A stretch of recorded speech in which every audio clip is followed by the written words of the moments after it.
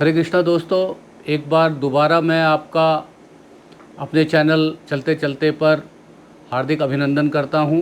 और जैसा कि आप जानते हैं कि मैं इस चैनल के माध्यम से जो भी समसामयिक विषय होते हैं उनके ऊपर चर्चा करता हूं, और मेरा नाम सुभाष चंद्र झा है।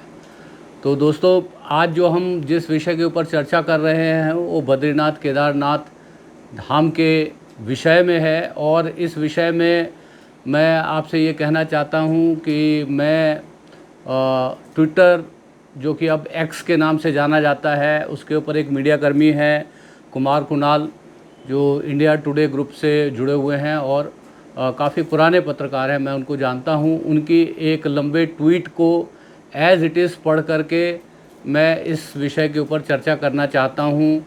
और चूँकि यह जो ट्वीट है एक्स के ऊपर, सोशल मीडिया के ऊपर कुमार कुणाल ने सार्वजनिक रूप से लिखा हुआ है, तो मैं ये समझता हूँ कि वो कुमार कुणाल जो है बुरा नहीं मानेंगे कि मैं उनके इस कंटेंट को एज इट इज़ उठा रहा हूँ और मैं इसका क्रेडिट उनको दे रहा हूँ। और मैं इसी के साथ उनके ट्वीट को एज इट इज़ पढ़ना शुरू करता हूँ। उसके बाद मैं अपना संक्षिप्त सा इसके ऊपर विश्लेषण करना चाहूँगा। गंगोत्री धाम पुरोहितों से लंबी बातचीत का मौका मिला। सभी चार धाम यात्रा के प्रस्तावित प्रदक्षिणा मार्ग परिवर्तन से चिंतित हैं। दरअसल अभी हरिद्वार, ऋषिकेश, यमुनोत्री, गंगोत्री, केदारनाथ होते हुए बद्रीनाथ पर यात्रा संपन्न होती है और इसका अपना महात्म्य है। इसे बदलने का प्रस्ताव है। सनातन परंपरा के अनुसार हरिद्वार में स्नानोपरांत ऋषिकेश से यात्रा दाईं प्रदक्षिणा यानी क्लॉकवाइज में यमुनोत्री से शुरू होती है। यमुना यमराज की बहन और सूर्य की पुत्री हैं, इसलिए यमुनोत्री से यात्रा आरंभ यानी यम के भय को दूर करने के साथ सूर्य आदि देव का आशीर्वाद प्राप्त करना है। यमुनोत्री के बाद श्रद्धालु गंगोत्री जाते हैं। गंगा मैया को पाप नाशिनी माना जाता है। साथ ही साथ गंगोत्री घाट पर पितरों के तर्पण के बाद पूर्वजों का आशीर्वाद भी मिलता है। भागीरथ तपस्या के बाद उत्तरी गंगा माँ के गंगोत्री में दर्शन के बाद वहाँ से गंगा जल भरकर यात्रा आगे बढ़ती है। गंगोत्री से गंगा जल लेकर श्रद्धालु केदारनाथ शिवलिंग के दर्शन के लिए आगे बढ़ते हैं। गंगा मैया के जल को बाबा केदार पर चढ़ाया जाता है। शंकर भगवान सनातन धर्म में संहार के प्रतीक हैं।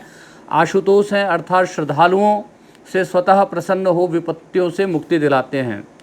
केदारनाथ में महादेव का आशीर्वाद लेकर आखिरी पड़ाव यानी बद्रीनाथ की यात्रा होती है। बद्रीनाथ धाम भगवान विष्णु का निवास स्थान है। विष्णु संसार के पालन करता है। श्रद्धालु उनके स्वरूप का दर्शन कर अपने गृहस्थ जीवन का पालन करने अपने अपने घर चले जाते हैं। पुरोहितों का कहना है कि अब उत्तराखंड सरकार यात्रा को हरिद्वार से शुरू करने की बजाय रामनगर से शुरू करने की योजना बना रही है। इससे जो यात्रा का महत्व है उसे क्षीण होने का खतरा है। सरकार का दावा है वो ऐसा लगातार चार धाम यात्रा में बढ़ रही भीड़ को नियंत्रित करने के लिए कर रही है। लेकिन ऐसा भी मानना है कि यह राजनीतिक कदम भी हो सकता है। उत्तराखंड गढ़वाल और कुमाऊं दो हिस्सों से बना है। चार धाम यात्रा के सभी धाम गढ़वाल में हैं, जिससे इलाके का विकास अधिक हो रहा है। साथ ही पर्यटन की वजह से इस इलाके की अर्थव्यवस्था भी बेहतर है। उत्तराखंड के मुख्यमंत्री पुष्कर सिंह धामी कुमाऊं इलाके से आते हैं। सरकार यह चाहती है कि दोनों इलाकों का विकास समान तरीके से हो, और अगर रामनगर से यात्रा शुरू की जाएगी तो चार धाम पर्यटन का लाभ इस इलाके को भी मिल पाएगा। लेकिन पुजारियों का कहना है इससे परंपरा का नुकसान होगा। ऐसा इसलिए कहना है क्योंकि रामनगर से शुरू होने वाली यात्रा बद्रीनाथ होते हुए यमुनोत्री में संपन्न होगी। पुरोहितों के मुताबिक ऐसा वाम प्रदक्षिणा यानी एंटी क्लॉकवाइज होगा, जो कि स्थापित परंपरा के विरुद्ध है। साथ ही ऐसा करने से यात्रा लंबी और ज़्यादा खर्चीली भी हो जाएगी। तो दोस्तों, जैसा कि आप यदि मतलब जो लोग भी यदि थोड़ा सा भी सनातन धर्म की परंपरा के बारे में जानते होंगे तो उन सभी को पता होगा कि हम जो मंदिर या किसी भी देवी देवता का प्रदक्षिणा यानी परिक्रमा करते हैं वो हमेशा घड़ी की दिशा में होता है, यानी क्लॉकवाइज दिशा में परिक्रमा करनी चाहिए। ऐसा जो है सनातन धर्म के सिद्धांतों में लिखा हुआ है। मगर जिस तरह से सरकार जो है अंदर खाने जो है इसका जो मार्ग जो है परिवर्तित करने का कोशिश कर रही है, जो कि शास्त्र संबद्ध नहीं है, सिद्धांतों के विरुद्ध है। और अभी के समय में जिस तरह से सनातन धर्म के सिद्धांतों की अवहेलना हुई है, वो किसी से भी जो सनातन धर्मी प्रेमी है वो उनसे किसी से भी छुपा हुआ नहीं है। 22 जनवरी को भी भगवान श्री रामलला का अयोध्या में जो प्राण प्रतिष्ठा हुई वो भी जो है शास्त्र संबद्ध नहीं थी, पर किंतु राजनीतिक लोकप्रियता के लिए नेताओं ने अपने स्वार्थ को भुनाने के लिए सारे धार्मिक सिद्धांत, सनातन धर्म के सिद्धांतों को ताक पर रख करके अपने राजनीतिक फायदे के लिए जो है रामलला का प्राण प्रतिष्ठा का कार्यक्रम किया गया। जबकि चारों शंकराचार्य, विशेष तौर से जोशी मठ के शंकराचार्य अभिमुक्तेश्वरानंद ने बहुत प्रखर रूप से इसका विरोध किया और उन्होंने ये भी कहा कि वो किसी कार्यक्रम के विरुद्ध नहीं है, मगर सारे जो भी कार्यक्रम है वो जो है शास्त्र संबद्ध होने चाहिए। और वास्तुशास्त्र किसी भी आधे अधूरे मंदिर में प्राण प्रतिष्ठा की आज्ञा नहीं देता, किंतु नेताओं ने जो है अपने राजनीतिक फायदे को लेने के लिए सनातन धर्म की परंपराओं को ठेस पहुंचाई। तो दोस्तों अब ये, और दूसरा जिस तरह से हम देख रहे हैं, अब जैसे आप उत्तराखंड जो है बहुत ही खूबसूरत राज्य है और 2 भागों में बटा हुआ है। अभी पीछे मैं भी जो है उत्तराखंड में 2 जगहों पे गया था, भीमताल, नौकुचिया ताल और मुक्तेश्वर। और कुमाऊं के क्षेत्र में ही आपका जो है कैंची धाम है, जो नीम करोली बाबा का धाम है, जो बहुत ही सुप्रसिद्ध है। उसी तरह से कुमाऊं में भी अपने बहुत सारे महत्वपूर्ण क्षेत्र हैं और अधिक पर्यटन के क्षेत्र ज़्यादा हैं। वहाँ पर भी जो है गोलू महाराज का मंदिर है, बैद्यनाथ मंदिर है, जिसकी अपनी परंपरा है और बहुत ही शानदार और मनोरम स्थान से होते हुए जाता है। पर जिस तरह से सभी चीज़ें, जैसे मणिपुर में आप देखिए कि जो बीरेन सिंह है वो मैतेई समाज से आते हैं और मैतेई समाज वहाँ पर बहुसंख्यक समाज है, और उसके तुष्टीकरण के लिए उन्होंने जिस तरह से मैतेई समाज को हिंसा करने की खुली छूट दी, जिसके कारण जो है आज भी मणिपुर जल रहा है। मैंने मणिपुर का जिक्र यहाँ पे इसलिए लेकर के आया कि पुष्कर धामी कुमाऊं क्षेत्र से आते हैं और उनके ऊपर वो अपने कुमाऊं क्षेत्र की राजनीति को साधने के लिए, कुमाऊं क्षेत्र के मतदाताओं को लुभाने के लिए सनातन धर्म के सिद्धांतों पर जो है प्रहार कर रहे हैं। और ये अपने राजनीतिक फ़ायदे के लिए जो है आप इस तरह का जो है गलत प्रयास करते हैं तो उसकी निंदा होनी चाहिए। गढ़वाल और कुमाऊं दोनों ही क्षेत्र आपके प्रदेश के क्षेत्र हैं, दोनों ही क्षेत्र के लोग आपके मतदाता हैं और आपके प्रिय होना चाहिए। यदि चार धाम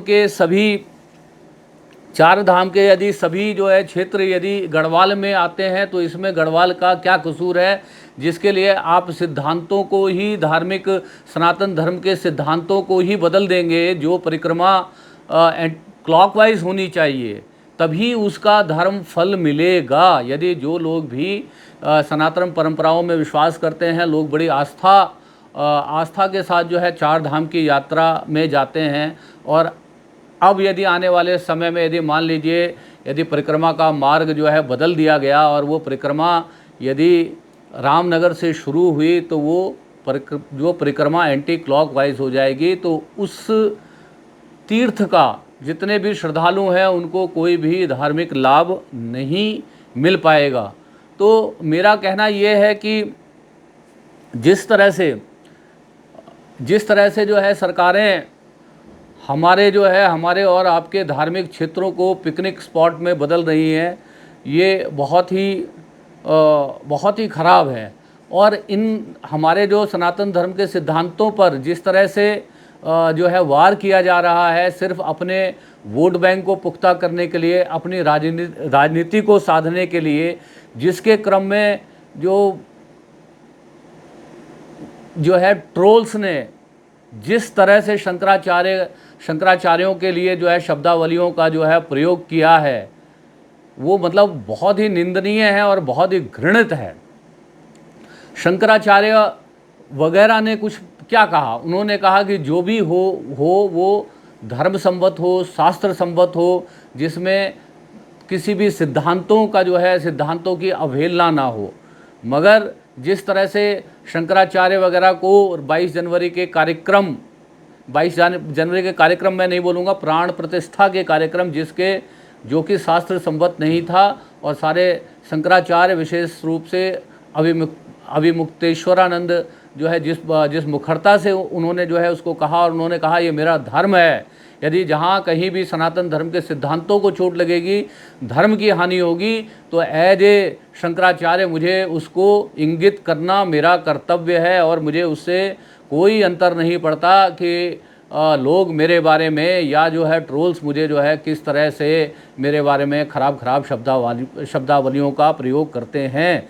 क्योंकि जब आगे जा कर के इतिहास में यदि इस बात को कहा जाएगा कि यदि श्री राम जन्मभूमि में श्री रामलला की प्राण प्रतिष्ठा जो है नियमों और सिद्धांतों के विरुद्ध हुई, और उस समय शंकराचार्य क्या कर रहे थे यदि शंकराचार्य नहीं बोलते तो। इसलिए दोस्तों, ये जो हमारे जो तीर्थ स्थल हैं, इनकी अपनी एक शुचिता है, एक पवित्रता है, और हम आज जो है अपने तीर्थ स्थलों पर जिस तरह से भेड़ की तरह जो है वहाँ पर जा रहे हैं, और अपने शहर की सारी गंदगियों को लेकर के वहाँ पर जो है जा रहे हैं। बहुत लगभग सभी तीर्थ स्थलों पर बहुत सारी चीज़ें वर्जित होती हैं, किंतु आज के समय में जिस तरह से जो है ख़ास तौर पे युवा जो है वीकेंड के तौर पे जो है पिकनिक मनाने के लिए तीर्थ क्षेत्र पर जाकर के अनावश्यक भीड़ लगा रहे हैं, उससे हमारे धार्मिक क्षेत्र की पवित्रता और शुचिता को ठेस लगती है। तो मैं इस वीडियो के माध्यम से ये कहना चाहता हूँ कि जैसे पहले तीर्थ क्षेत्र जो है बहुत दुर्गम थे, दुर्गम इसलिए थे तभी वहाँ तक सच्चे श्रद्धालु जिनमें भगवान के प्रति सच्ची आस्था होती थी, तो वो इतने दुर्गम रास्तों को तय करके भगवान के स्थान तक पहुँचते थे। वास्तव में वही सच्चे श्रद्धालु थे। आज जिस तरह से इन स्थानों पर बद्रीनाथ, केदारनाथ और भी बहुत सारे अन्य स्थानों पर, अभी आप बैद्यनाथ जो कुमाऊं क्षेत्र में है उसके रास्ते में भी हजारों जो है पेड़ों को काटने का प्रावधान है, चौड़ी चौड़ी सड़कों का ऑल वेदर रोड जो है बनाने का जो है प्रावधान है। और ये कैसे श्रद्धालु हैं जो सीधे जो है एसयूवी से एकदम केदारनाथ जी के जो है बिल्कुल सामने उतर कर जाना चाहते हैं और वहाँ पर जा कर के दर्शन करना चाहते हैं। और जिस तरह से वहाँ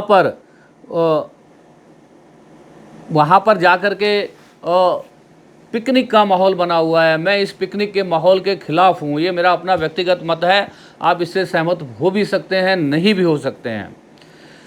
फिर भी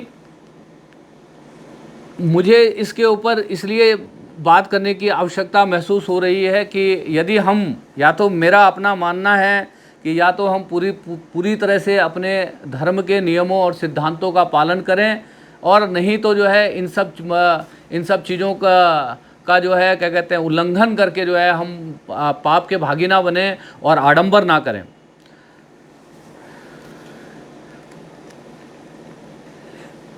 तो मेरा कहना यह है कि इस तरह के जो पिकनिक के लिए जो आस्थावान सनातनी हैं, उनको ये समझने की आवश्यकता है कि ये जो सभी क्षेत्र हैं वो बहुत पवित्रता और जो है शुचिता के क्षेत्र हैं।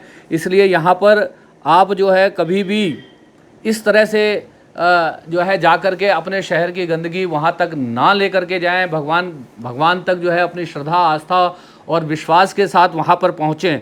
और साथ में ही मैं इसके साथ मतलब जो है पुष्कर धामी सरकार से अनुरोध करना चाहूँगा कि वो इस तरह से जो है अंदर खाने और धार्मिक कार्य ना करे, और जिस तरह से धार्मिक नियम और सिद्धांत के ऊपर हमारे जो है धार्मिक ग्रंथों में केदारनाथ और बद्रीनाथ की यात्रा होती है, उसी तरह से ये यात्रा चले तो बेहतर होगा।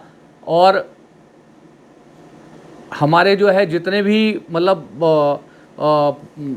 जो धार्मिक जो है तीर्थ के क्षेत्र हैं, उनको जो है क्या कहते हैं, आप आम पर्यटन के क्षेत्र, पिकनिक स्पॉट जो है बनाने से बाज आएँ, और उनकी जो है जो मूल जो है जो प्रकृति है उसको बनाए रखने के लिए जो है अपनी प्रतिबद्धता को दोहराएं।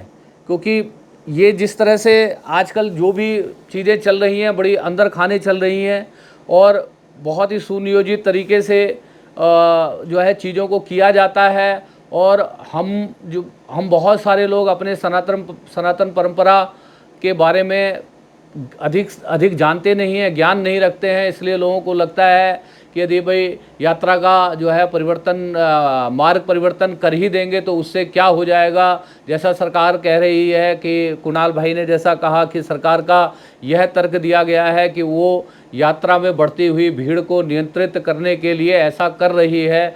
तो यात्रा में भीड़ को नियंत्रित करने के लिए और भी तरीके हैं। जैसे आप कैलाश मानसरोवर में की यात्रा में रजिस्ट्रेशन करते हैं, वैष्णो देवी की यात्रा में क्या कम भीड़ होती है, मगर वहाँ पर जिस तरह से वैष्णो देवी श्राइन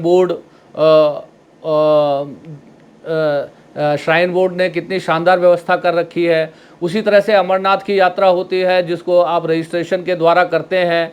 तो आप जो है वास्तव में आपकी नीयत मुझको ठीक नहीं लगती। आपका जो ये तर्क जो है कहीं गले नहीं उतरता कि आप यात्रा की भीड़ को नियंत्रित करने के लिए रामनगर से जो है आप इस चार धाम की यात्रा को शुरू करना चाहते हैं।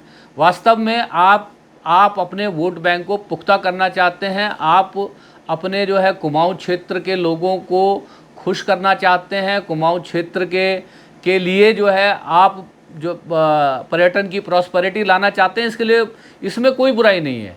मगर इस चीज़ को हासिल करने के लिए एक धर्म संवत यात्रा के मार्ग को उल्टा कर देना, प्रदक्षिणा के मार्ग को उल्टा कर देना, ये कहाँ तक ठीक है। कुमाऊं क्षेत्र में पर्यटन के कम जगह नहीं है। मैं बहुत सारे पर्यटन स्थलों पर गया हूँ, कौसानी तक गया हूँ। कौसानी में सुमित्रानंदन पंत का स्थान है, गांधी जी का वहाँ पर आश्रम है। तो आप जो है अब कुमाऊं क्षेत्र के जो पर्यटन स्थल हैं, एक से एक पर्यटन स्थल हैं। अल्मोड़ा है, रानीखेत है, नैनीताल है, नौकुचिया ताल है, भीमताल है, मुक्तेश्वर है, गोलू देवता का मंदिर है, बैद्यनाथ धाम है। ऐसे न जाने कितने ही, कैंची धाम के बारे में मैंने आपको बताया ही, ऐसे न जाने कितने ही धाम हैं आप जिनको आपने आज जो है पुष्कर धामी सरकार को हिमाचल की सरकारों से सीखना चाहिए।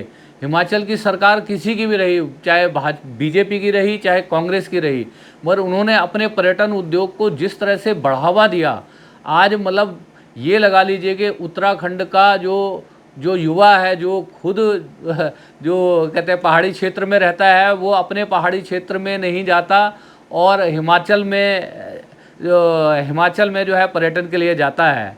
तो यहाँ पर पुष्कर धामी सरकार को जो है गहन मनन करने की आवश्यकता है कि आप कुमाऊं क्षेत्र के लोगों को, क्योंकि आप कुमाऊं से आते हो, कुमाऊं क्षेत्र के लोगों को खुश करने के लिए ये चार धाम की यात्रा के साथ छेड़छाड़ ना करें। और नहीं, यदि इस तरह की छेड़छाड़ करने की वजह से, यदि मैं तो यही मानता हूँ कि जो भी सनातन धर्मी हैं, यदि आप ये समझते हैं कि आप अपनी सनातन परंपराओं का ठीक से निर्वाह करेंगे तो ही आपको तीर्थ का फल मिलेगा। नहीं तो आप मात्र एक हिंदुत्व के एक्टिविस्ट बन कर के रह जाएंगे।